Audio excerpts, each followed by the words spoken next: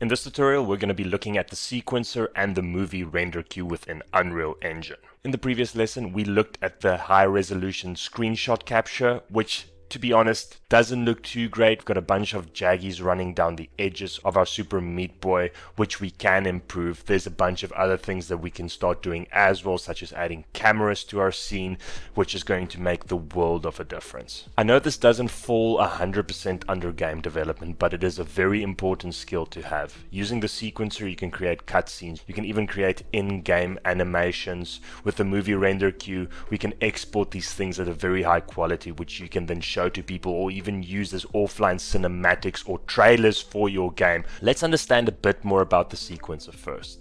So the sequencer is built into Unreal Engine and it allows us to create multiple sequences which we then can use to animate objects. We can animate anything within Unreal Engine, including the cameras, objects. We can even run character animations or animate control rigs. The possibilities are endless. You can make full-blown movies in this thing. It's incredibly powerful. If you come from a world of editing using Premiere Pro, DaVinci Resolve or Final Cut Pro, then you will be very familiar with this concept. It is exactly the same. Without further ado, let's jump right in. Okay, so we're in our scene that we created in the previous session. So you'll see there is a Super Meat Boy very creepily standing there between the shrubbery and the bushes. Okay, so let's move a little bit closer. And if you are having issues with your editor just being a little bit laggy, what you can do is you'll see there is a scalability setting here. And also if you go to the top here under settings, you'll be able to scroll down engine scalability and you can set it to whatever you want. I'm going to keep mine at high just because I feel like it's not super laggy. I can work with this. Okay, so fantastic. So now we've got the scene and we want to create a camera. So within Unreal Engine you get cameras, which is fantastic. You can animate them, you can set a whole bunch of settings which you then can use to set your focus, your lens flares, everything like that. We also have something that's called a post-processing volume that we're not going to get into right now, but we will get into it at some point in the future. Select cinematics, find Cine Camera Actor and drag it into our scene. Now in this perspective drop down, select your Cine Camera Actor. Mine is called 2, yours is probably going to be called 1, and then here you can see if we click on it with just the default controls WASD and right clicking your mouse, you can move the camera around. I'm going to do this kind of low scene here, right? Fantastic. And then what we can do is for this, we're just going to lock it. This won't allow us to move it in our timeline. So if you want to move it in your timeline, skip this step. I'm going to lock it just so that I have this angle and I'm going to stick to it. Also what you can do is you can activate this grid if you want to make sure that you've got everything lined up. This is a trick photographers use as well to make sure that everything is just sitting within frame perfectly. Okay, so now we're happy with our composition. Next we're going to right click in the content editor. We are going to search for sequence. If I can just spell it correctly, of course, level sequence. And then let's just call this my level sequence for now. It really doesn't matter. Whatever you want to call it, this is what I'm going to call it. Once created, we can double click it and we're going to drag in our camera actor.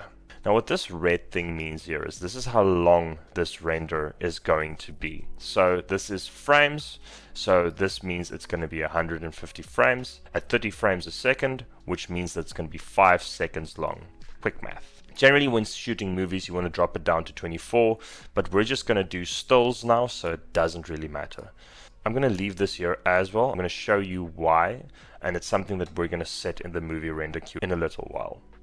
Now the nice thing here is we've got all these various little buttons which allows us to track aperture, the focal distance. We can move the camera. So for instance, if we wanted to move the camera, we can unlock this. We can add a keyframe here. We can move it around. Probably have to do that first. We can move it around here. We can then hit that.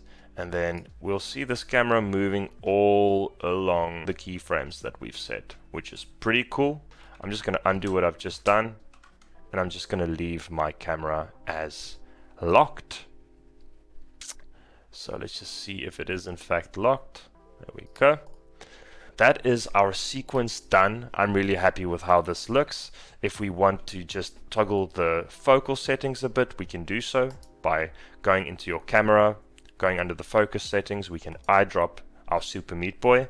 We can also select Draw Debug Focus Plane to make sure that we're happy with where it is focusing. And I'm just going to drop it here in the middle of my Super Meat Boy. Now you'll see that the color of the scene changes. Now this is because by default, Unreal Engine uses automatic exposure. So I spoke about our post-processing volume earlier, and we can switch it off within here. I'll go into that in a later session, but it allows us to not have auto exposure and lock that exposure in. Just like we locked our camera, locking that exposure in so that it doesn't change. This is also really cool for games because if you go into a dark place, you don't necessarily want it to light up again. Because if you're doing like a puzzle game or something, you might want something hidden in the dark. So once we're happy with our sequence, we can start thinking about rendering it out. What we need to do is enable the Movie Render Queue plugin. What is the Movie Render Queue? It's quite a new addition to Unreal Engine. It allows us to configure things such as anti-aliasing, the output type we want to use, the size of the imagery, the color profiles, everything that you can possibly think of. And this works hand in hand with the sequencer. We can even add multiple sequences that we can render, walk away, come back to it a couple of minutes later and have everything rendered out exactly like we've set it up in the sequences. Let's get to it. The first thing is Movie Render Queue isn't enabled by default. So what we want to do is we want to select Edit, select Plugins, and we want to search for the Movie Render Queue. Here we go. If you don't have it enabled, please enable it. You will get a prompt to restart your editor. Do so and then head back into your project. Once you have that, you will be able to select Window, select Cinematics, and open up the Movie Render Queue. We're going to select Render and you will see that your sequence will pop up here. My level sequence is what I've created. And now we can render this out. But before we do so, we're going to tweak a couple of settings. We do this by clicking Unsaved Config. By default, you'll see JPEG is selected. We'll leave it as is. We've got the Deferred Renderer, which in my case, because I've got ray tracing enabled, is going to be ray tracing. And then we've got our output. Depending on the strength of your machine, this render might fail because everything gets loaded into your VRAM, which is the RAM that sits on your graphics card. If you want to render high-res 4K movies, then you might have a crash. If you do, just lower the resolution a little bit. There are a couple of other things. There's a link here in the top that I'll link that you can also do to ensure that your renders don't crash. But for now, I'm going to leave it at 920 by 1080. Just because this should be fine if you're using an average graphics card. Now, if we're going to render this straight away, it's not going to look great. The reason for that is we're going to have a bunch of jaggies.